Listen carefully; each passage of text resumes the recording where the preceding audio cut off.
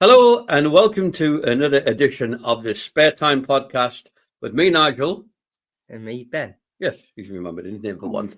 And sponsored by ADR Wear. We thank you for all the bowling tops and things that you sent us. So we have another guest from the USA today, and this particular guest is a PWBA player, and it's Dasha Kovalova. Hi, Dasha. How are you? I'm good. How are you guys? Yeah, we're pretty good. Whereabouts in the US are you at the moment? Currently, I'm in Florida. Oh, in Florida. Okay, well, you've got better weather than we've got here, that's for sure. Although you do get a It's, few hurricanes at this time of the year. mhm. It's a little bit way too hot in here for my taste, though. Yeah, it's not hot here, that's for sure. So, hmm so you're originally from Ukraine, hmm I and so am. how long have you been in the US and on the professional circuit? So I've been in the U.S. since 2012. I went to school at Wichita State University in Kansas, mainly for bowling, but art was my degree. And then I joined the professional soccer circle in 2018. Okay, so explain to us how you got into bowling originally. Well, it's a funny story. So my parents used to like bowling on Saturday nights, and they would bring me along, and I was a huge crybaby because I could not, for the life of me, hit the lane. So I would try, and I would like crawl under the desk or like under the chair and like cry in there. You've seen those very obnoxious kids at the bowling alley that like don't know how to behave. That was me. I was that child. And then a lady came up to my parents and she was like, "Hey, do you want, her learn how to bowl?" And then my parents like, "Yes, please. Here you go. Here's our child. Take her, teach her how to bowl." So it was because I was a brat, and now I'm a professional bowler. So look at how life turned out. Okay, so that's pretty good. What age did you start bowling? I started bowling when I was 10. 10. Okay, yeah, that's hmm good. So that was in Ukraine. Now I know things may be a little bit different there now, but when you were there, what was the bowling scene like in Ukraine? Was bowling a popular sport? Is a lot of bowling centers? There was a lot of bowling centers, and it was surprisingly pretty competitive. We had like a whole all year round, kind of like a professional tour, but for Ukrainian for women and men, and we would compete in different cities. And in the end of the year, it was like a Ukrainian Cup where you would just crown the champion overall. And it was very, very competitive. And I saw a lot of beautiful bowling alleys in Ukraine, and I was very surprised. Everybody treated us very, very nicely there too. Okay. So, and the lady who sort of kidnapped you and taught you to bowl, who was she? Was she from like a youth bowling club or something? So yes, her name was Tatiana Maslova, and that actually happened when we were in Moscow.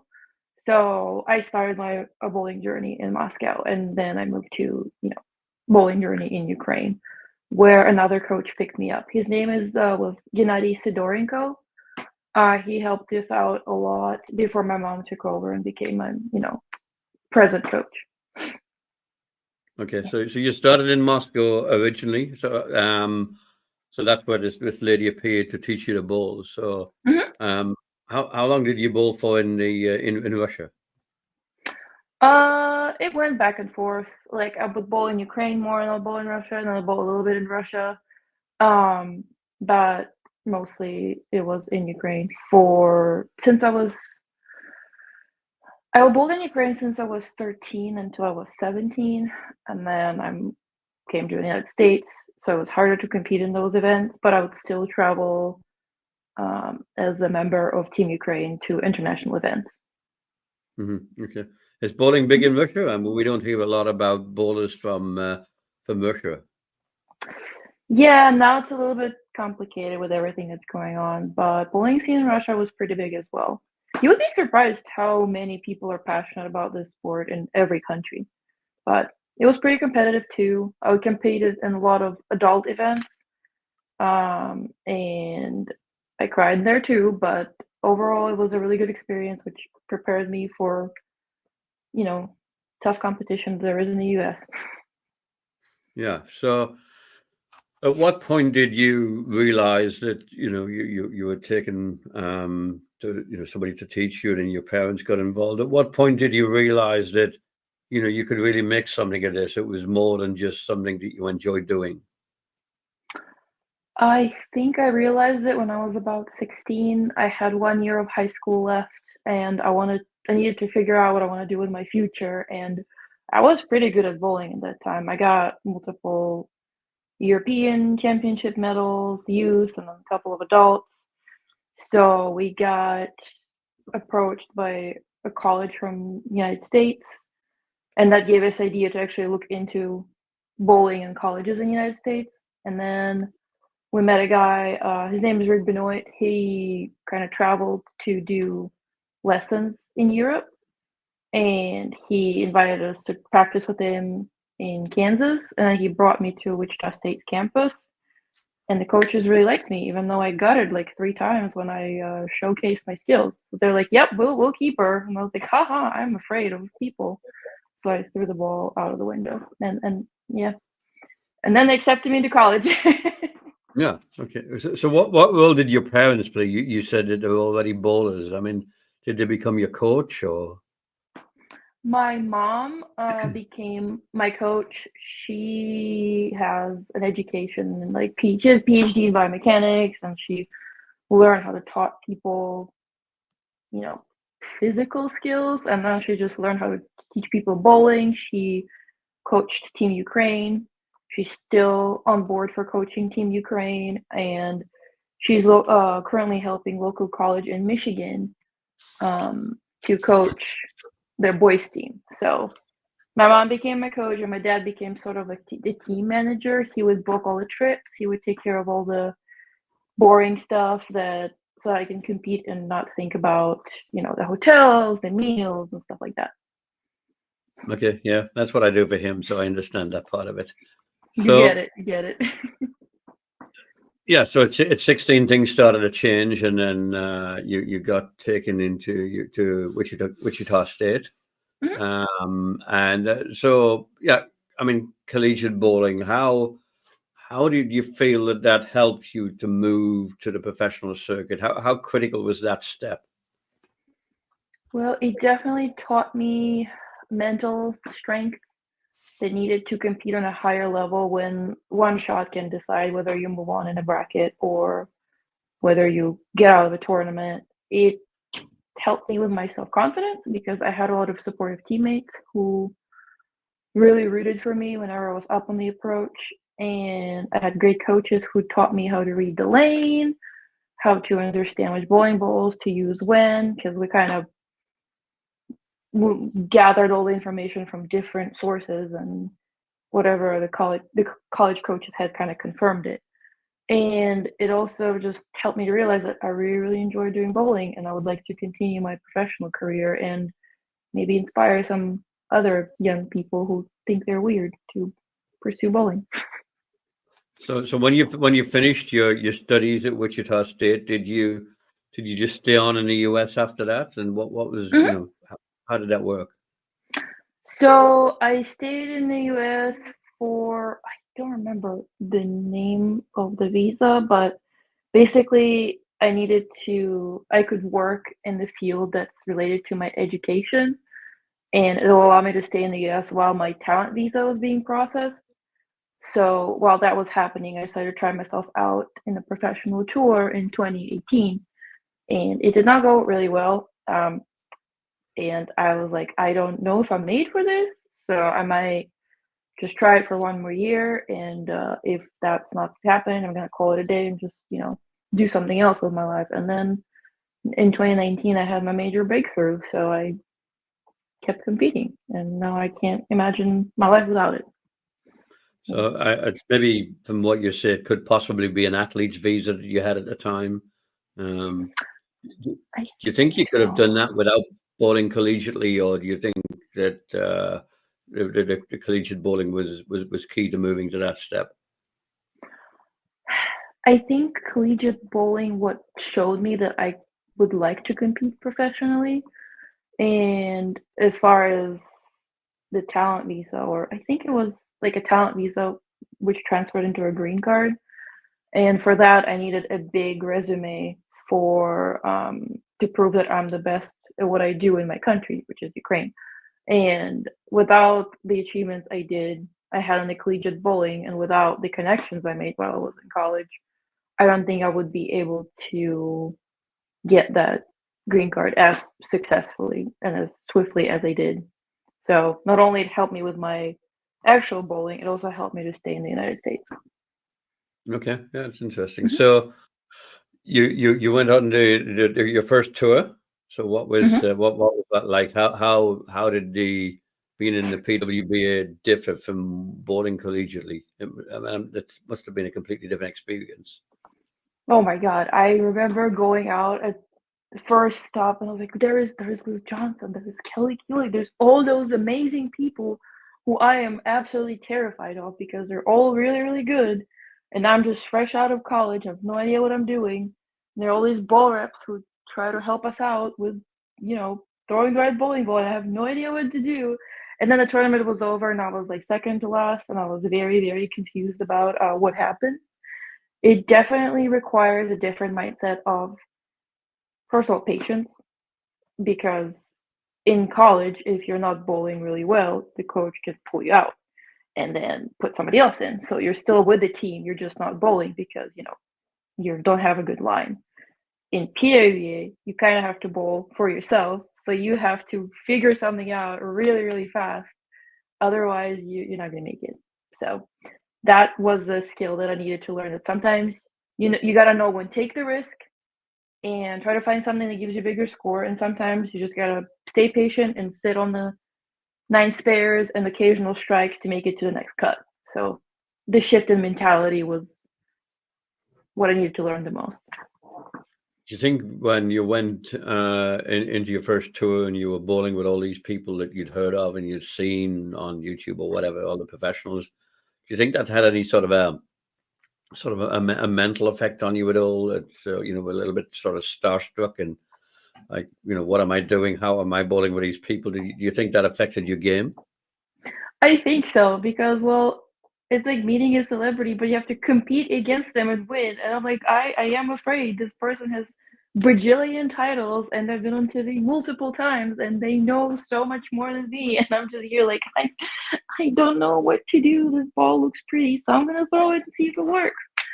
So it definitely freaked me out. But now it's like, oh yeah, that's Liz Johnson. She's my friend. She's cool. We can go eat lunch after we're done bowling. So it's being starstruck in the beginning is very scary, but then you learn that those people are more than willing to help you out if you're confused and don't know what to do, and they're actually very, very nice.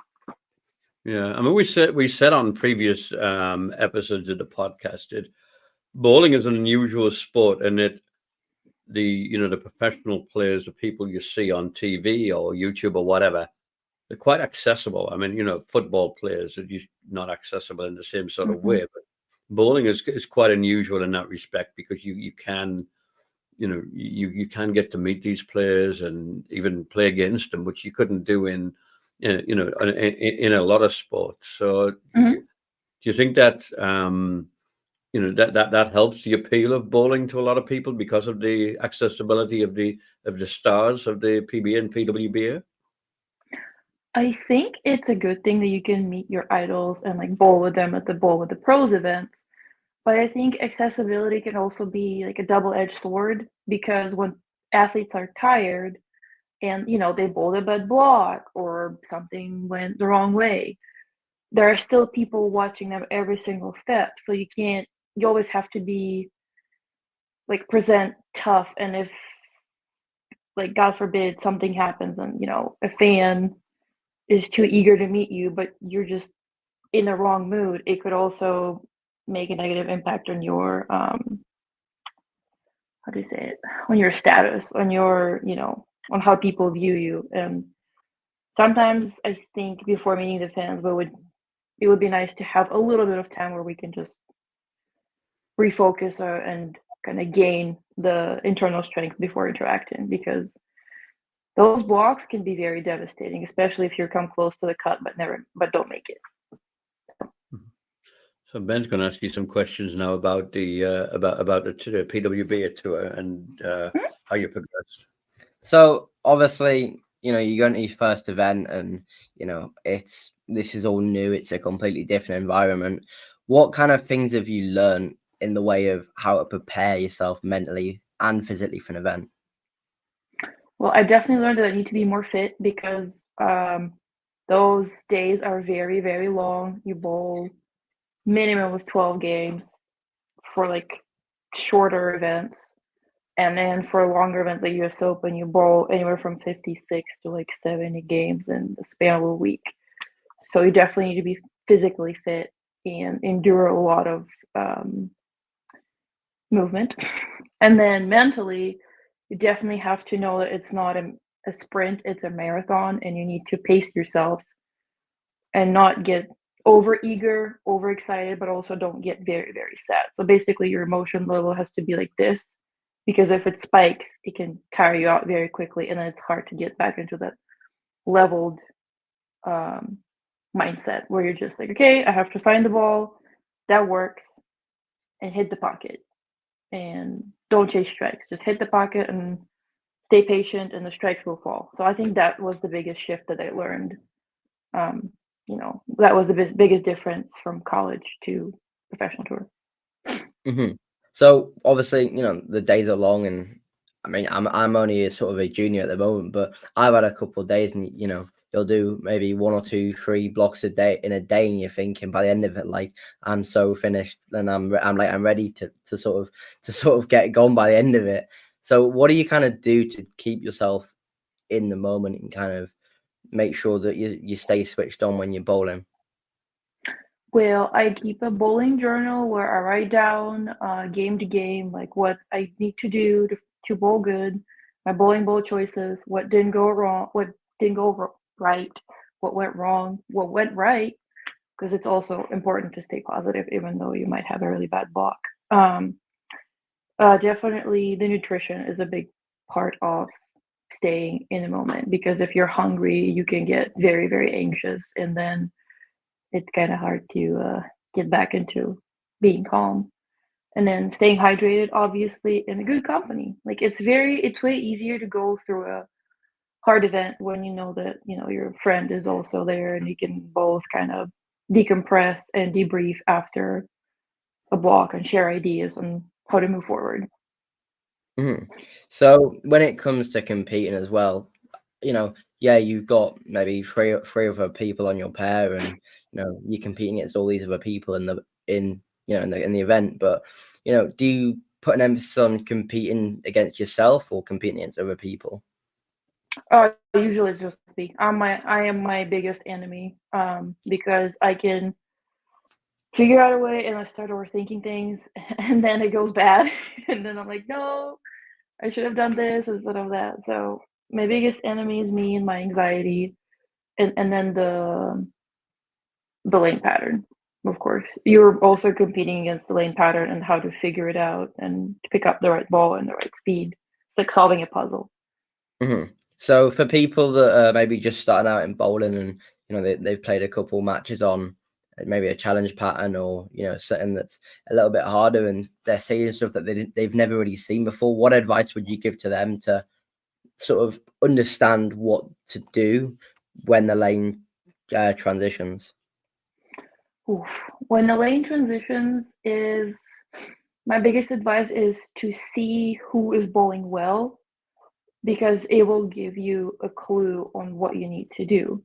Like if somebody who's throwing it faster and plays straighter is bowling well, then you should try to emulate something like that, whether it's with the ball speed or with a different type of ball that will allow less movement down the lane when it sees the dry, or if it's somebody with a softer speed who loops the lane a little more, you can either, do that if you can, or use the bowling ball with more surface. Basically, look around, see who's bowling well, and it will give you clues on what to do. And also stay patient. Like if you have a very good control of a pocket, don't give it away just because you want more strikes. Because sometimes, yes, the ball can strike, but it can also split way more. So I think Yeah. cleaner game is better than, oh my God, I have one strike, but then 50,000 splits and I just shot 150.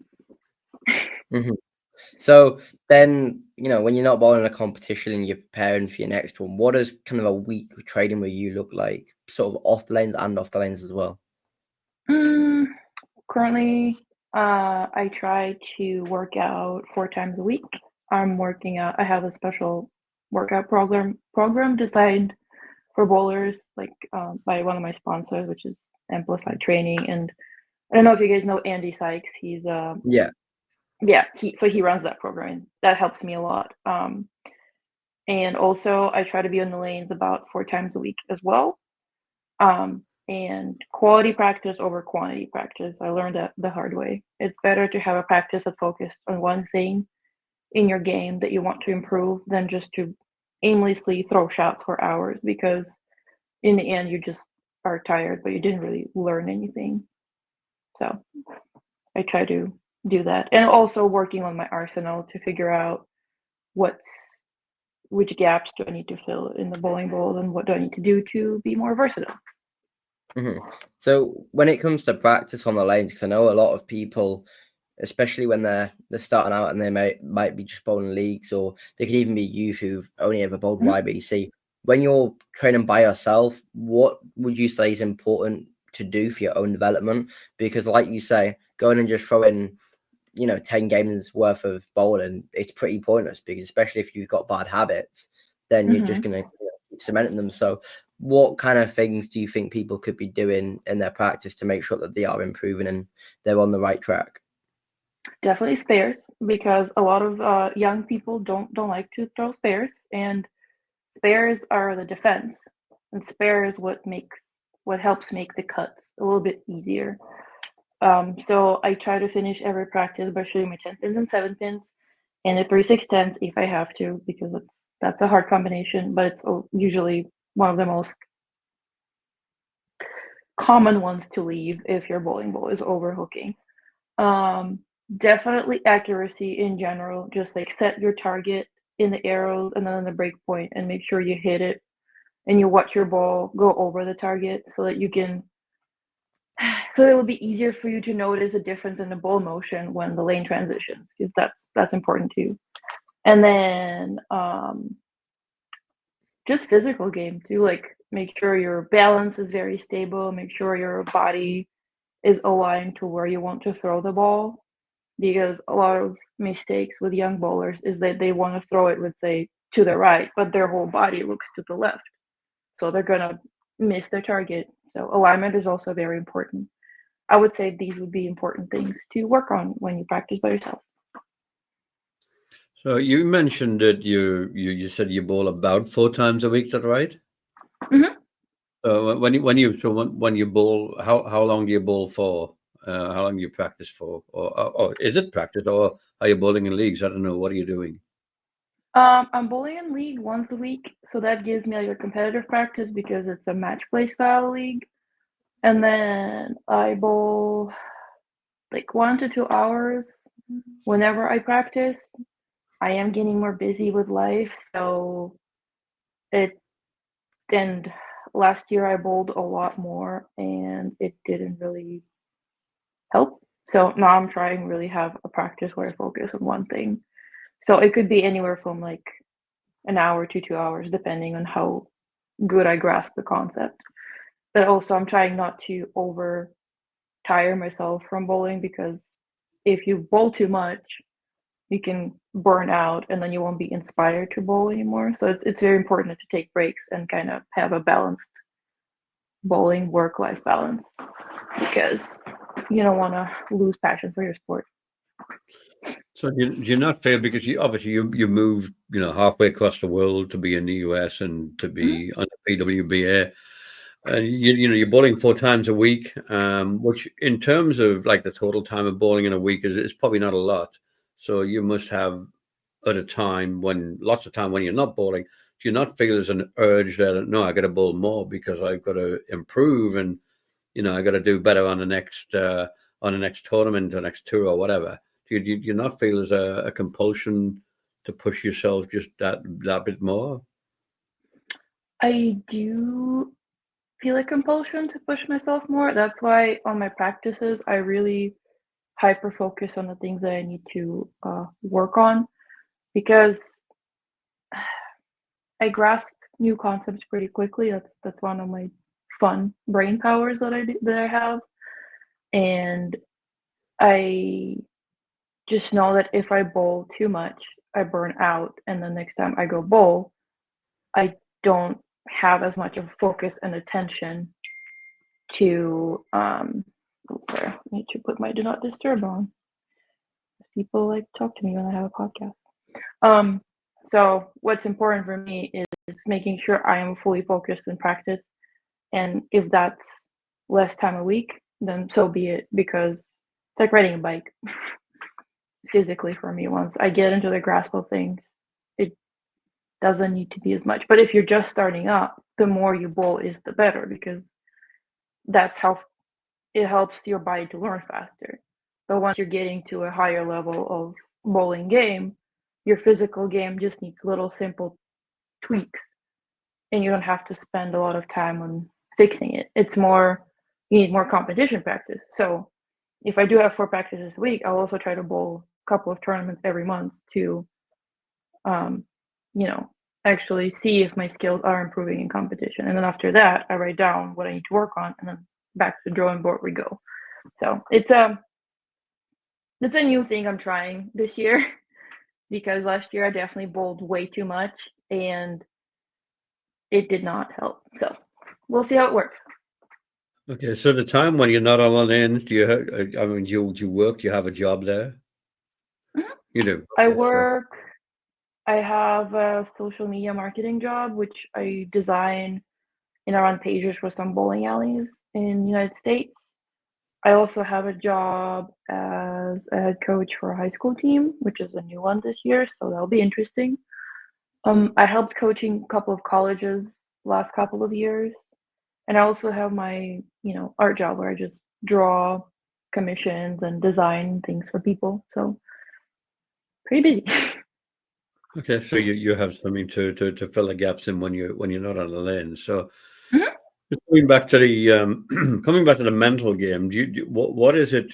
Do you do anything specifically to help your mental game? Because one thing that's apparent to me is that there's so many bowlers have um, issues with the mental game, but the vast majority of support and coaching out there is to do with the physical game of bowling and not so much the mental side of things. And Mhm. it just seems to me there's a big gap on the mental side of things. I mean, we were in Dublin like 2 days ago on the Mhm. Junior Irish Open, and I was speaking to a couple of the young bowlers there, and they all admitted to the same thing. They said they get stressed or they overthink and they have doubts. And mental game's a big thing, but nobody seems to do very much to Mhm. try and sort that out. So, is there anything that you do there to help you with that?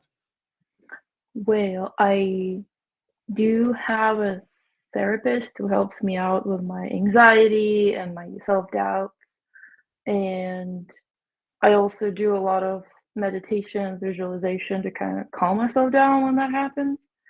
And then I read a lot of mental health books that kind of help with those concepts. And currently, it's just more about accepting that stuff will happen when you bowl, whether you like it or not, and that I shouldn't put as much pressure on bowling and enjoy the sport instead of stressing out because I missed the 10th pin like 2 years ago and that was haunting me in my dreams. Um, so the main thing for me to learn about the mental game is that just accept that things will happen and enjoy the game regardless, because it's very cool that we get to play our sport and enjoy it with a lot of other people, and not a lot of people have that privilege. So I think that's what I learned the most from all those books that should help me. Yeah. Okay. So. So you talk about visualization. I mean, it's something that Ben and I have talked about a lot about visualization. Can you talk me through what you will actually visualize to help you with bowling?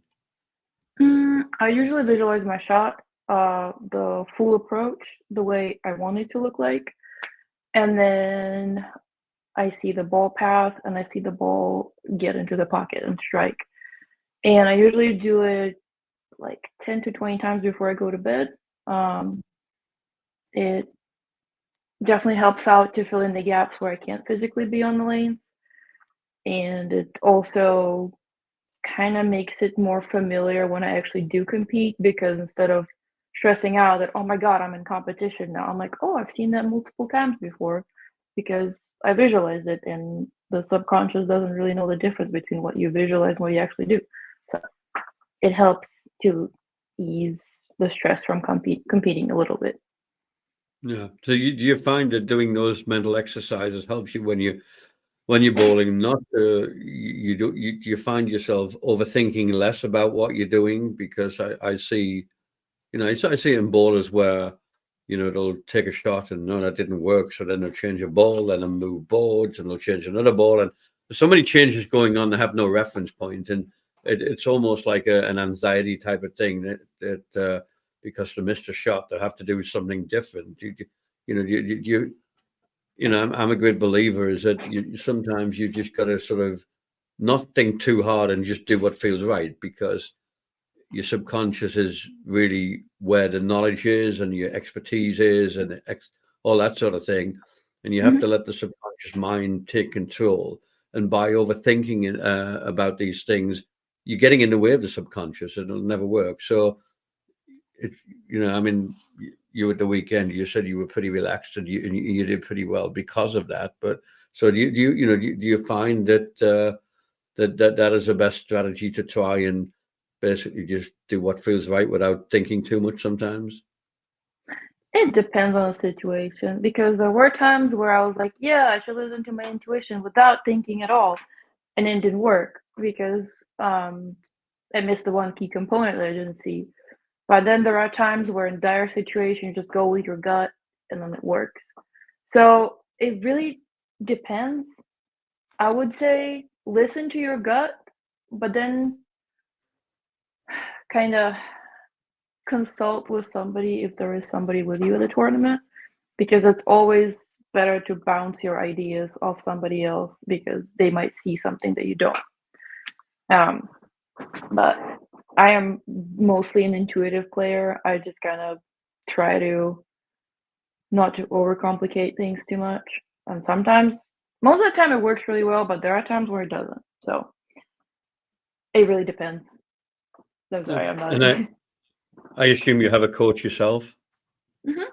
My mom travels with me and she helps me out. And then we have a couple of ball reps from Brunswick with us on tour who also provide knowledge and helping hand. Okay. So you mentioned Brunswick. So we're getting into sponsorship now. What was it like to get your first sponsorship? Oh, it was amazing. I felt really, really happy, because bowling balls are expensive, and it was really nice that the company thought that I was worthy of, being helped out. And I signed with Brunswick when I was 14, and I am currently 29. So I've been with them for a lot of years, and they're a really good sponsor. And now I just have more sponsors, and it still excites me every time when somebody wants to support me, because it's such a big honor and a privilege to, have somebody who believes in you and wear their logo on your shirt. Yeah, I mean that's a long time to be sponsored by the same sponsor that length of time. So, what was it? Do you think it attracted Brunswick to sponsor you in the first place? I think my accomplishments, because I was kind of a rising name in Europe at the time, along with Verity and Daria and Diana. I was there too. I was hanging out in that circle somewhere, and I think they saw a potential and they saw that I could be a good representation for the brand, and they took a chance on me. And I hope I proved them that it was a good choice. Yeah. So how did that sponsorship kind of come around? Because I know that it's, everyone asks this sort of age-old question of how do you get on staff somewhere, whether that be with, a ball company, you know, a shirt supplier. There's, loads of bowlers. They all want to know how do you get on staff. So for those people that are looking to get on staff, like, what advice could you give to those people? Have a good bowling resume, because you can't just be like, hey, sponsor me. They're like, well, who are you? Why should I sponsor you? You should have your resume, which lists all your accomplishments, and maybe like a statement why you want to be sponsored by a certain company, because it gives like a very good professional veil over your submission. And I think the companies will know if you're a good fit or not. But bowling resume is definitely important to be considered. Yeah. Kind of how important do you think it is? So I feel like a lot of people neglect, and my dad's always said this to me, that there's 3 parts to bowling. There's what you do on the lanes, there's what you do off the lanes, and the business part of the game. Because you need to ultimately perform off the lanes, but you need to do all the sort of mental preparation and everything that all the work that goes in off the lanes. But you also have to, because pretty much 99% of bowling self-funded, or to some degree, unless you got sponsorship. So, that business part's really important in bowling. How crucial do you think it is to kind of have all 3 of those parts working together at a good standard? I think all those 3 parts working together would keep you safe and give you good probability of performing well. And I definitely think the way you portray yourself, on social media and with fans, and which is, your business side, will definitely help you out in the long run. And the mental game obviously is very, very important, because you have to compete good consistently.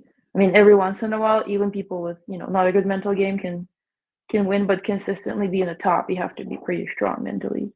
And then obviously, the bowling itself is also important to bowl good. So all those 3 need to be very, very polished for you to be a successful athlete. Yeah. So obviously, I'm going to go back a little bit here. You mentioned that when you were in your youth stages, that you were approached by a college in the US, and you eventually went to Wichita State. Was it Wichita that approached you originally, or, so what was that sort of journey like to get into college? Well, the college which approached me originally was Nebraska. And we didn't look into that at the time, but it gave my parents an idea to actually try and go to college in the US. And then, Daria, Verity, and Diana were the first from my part of the world to go into the college like that, in my perspective. So it also showed that we can do it. And that's when we started looking. But we had some connections who could point me to Wichita State, and that's honestly the only college I looked at. And I got in. So I was like, okay, this is the one we have. We're going to go there. That's it. Well, it all worked out great. So, moving out from the college to, stepping on the professional tour, what was that like as a move? Because I know for a lot of people, it's a massive challenge when you're sort of finishing school, finishing college. You get into the age where, every, because when you're youth, your parents pay for it all, but there's a big stumbling block where you get to sort of, you're 18 or you're finishing college and you're thinking, right, now I've got to pay for all this.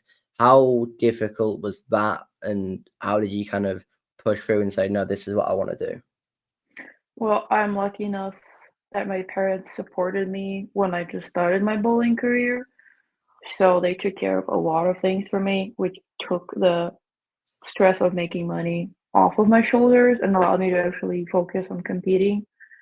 And after that happened, I kind of started paying for everything myself. And it's definitely stressful because being an adult is expensive. So you got to have a tough mentality in there too, and know how to save your money and prioritize what you're going to spend it on so that you can compete full time in summer. And I'm lucky when I have a remote job that allows me to compete when I'm in the summer. But a lot of people have to take days of work and stuff, so it's a hard balance of being an adult and also competing in the sport you love. So I'm Good. lucky So, that journey from, you now hold 5 PWBA titles, one of them being a major. So that journey from you and your first event where you turned up and you see all the likes of Kelly and Liz and you're like, wow, I'm here now, to then winning your first title. What was that journey like? It was a bumpy road for sure, because I had my doubts that do I even belong on tour? Everybody who is my age are making bigger strides that I could ever do. Like, is it worth it? Because it just doesn't work. I can't get past this. I plateaued. I can't get past this point where I need to do what I need to do to make it to like top 5. So there was a lot of doubts. There was a lot of, okay, I'm going to try this one more time. And then if it doesn't work, I'm going to quit. And then it didn't work. And I'll be like, nope, I have to try one more time before I quit. So you need a lot of stubbornness and belief that you could do it to get towards your first breakthrough. And while the journey was hard, winning the first title made all of it worth it. Yeah. So, you talk about that sort of almost, you feel like you're at a plateau. Every bowler has it. I've had it, you've had it, and I'm sure everyone watching's had it at one point when.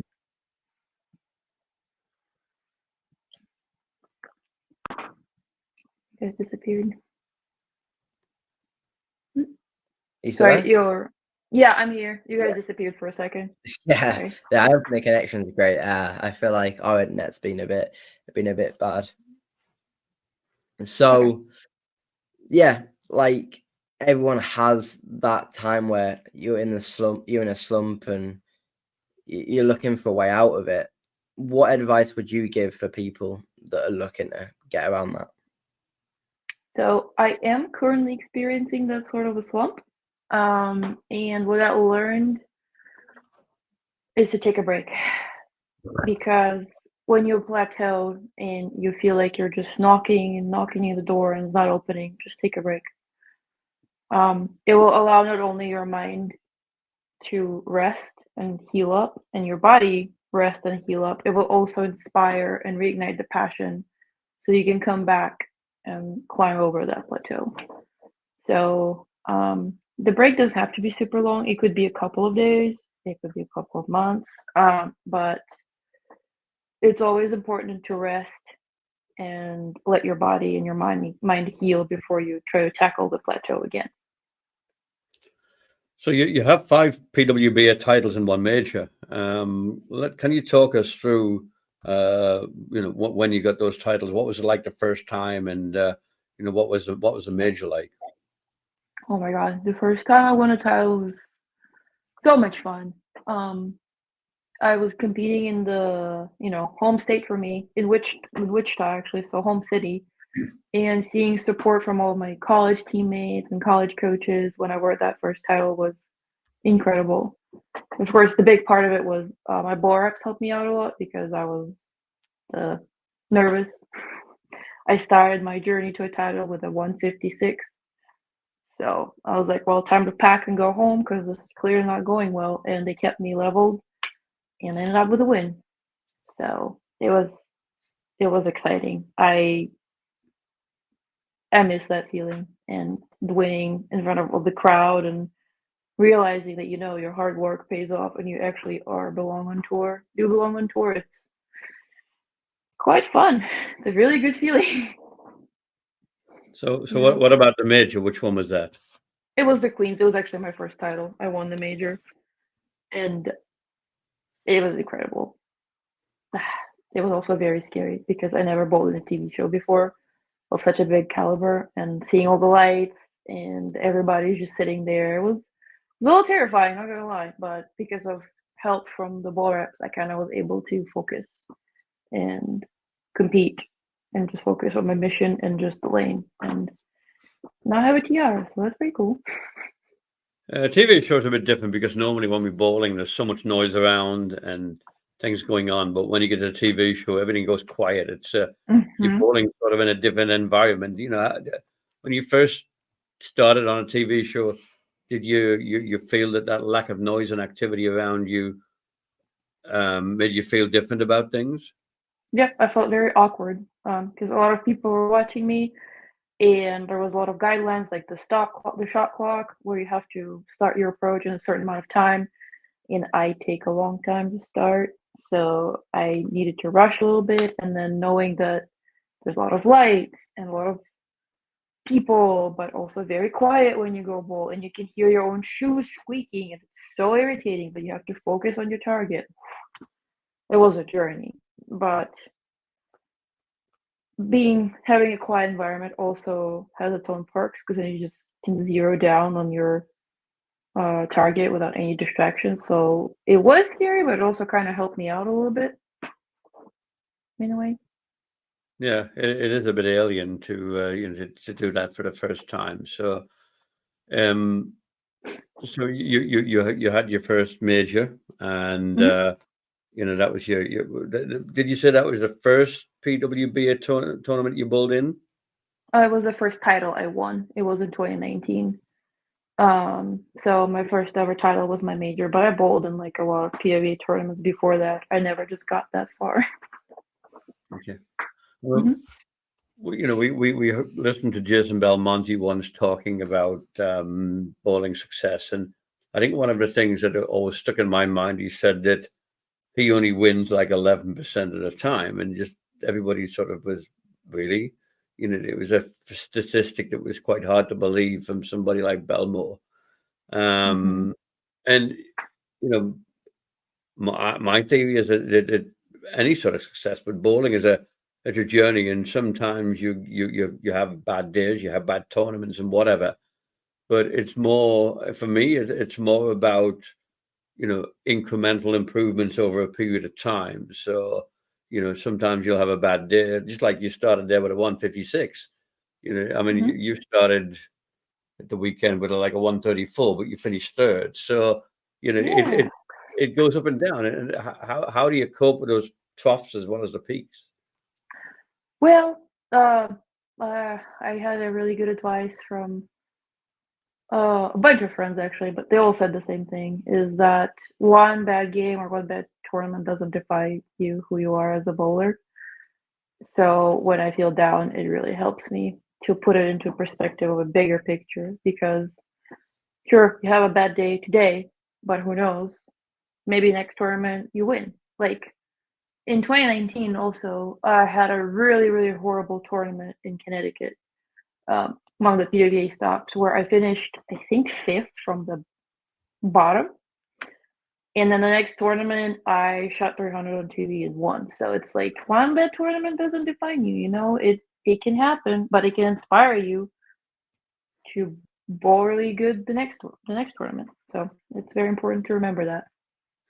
Yeah, I think so many people have a problem in coping with that sort of thing. To think that the one shot, even in some cases, define them. They might do a good ball Hmm. or something like that, and it affects them for some time after that. But I think it's so important to be able to move on, and you can't change the past, so don't concentrate on the past. Look towards what you're doing now, because that's the only thing you have any influence over when you're bowling. So Hmm. what's the future looking like for you? What's next?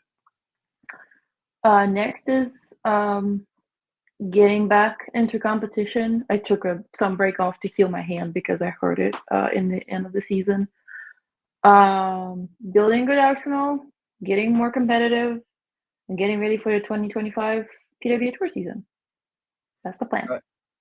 So, obviously everyone stops sort of bowling professionally at one point. When you get to that point, are you looking at staying in bowling? Do you want to coach?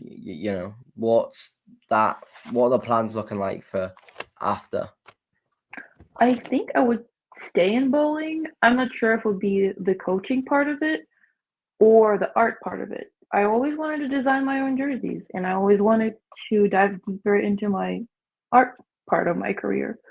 So who knows? Maybe after I get done bowling competitively, I'll design my own products for bowling, or design logos, or just sell art pieces and do merchandise, and maybe a little bit of coaching, because I do enjoy helping out others to figure out this weird game we all like. So who knows? Got it.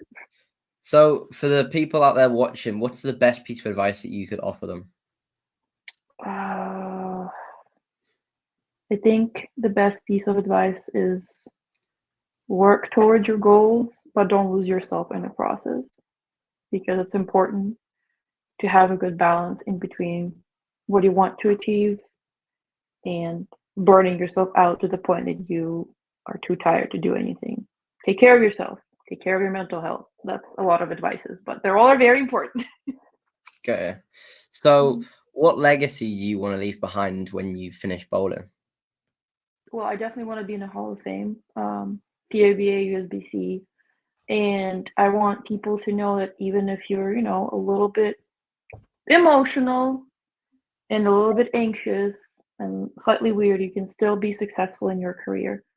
And, just I want to inspire others with my journey so they feel like they're not alone if they struggle. Got you. And the last question that I've got is, if you could nominate one person to come on the podcast next after you, who would it be? My best friend, Ashley Galante. She's a very good bowler, and she has a lot of knowledge about it. So I think she'll be a good fit. She's coming on next.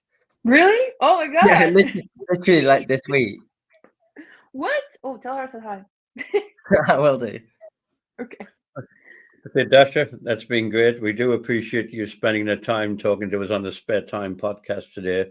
It's been interesting, and thank you very much. That is the end of this Spare Time podcast. So we hope you've enjoyed it. We do thank ADR Wear for the sponsorship.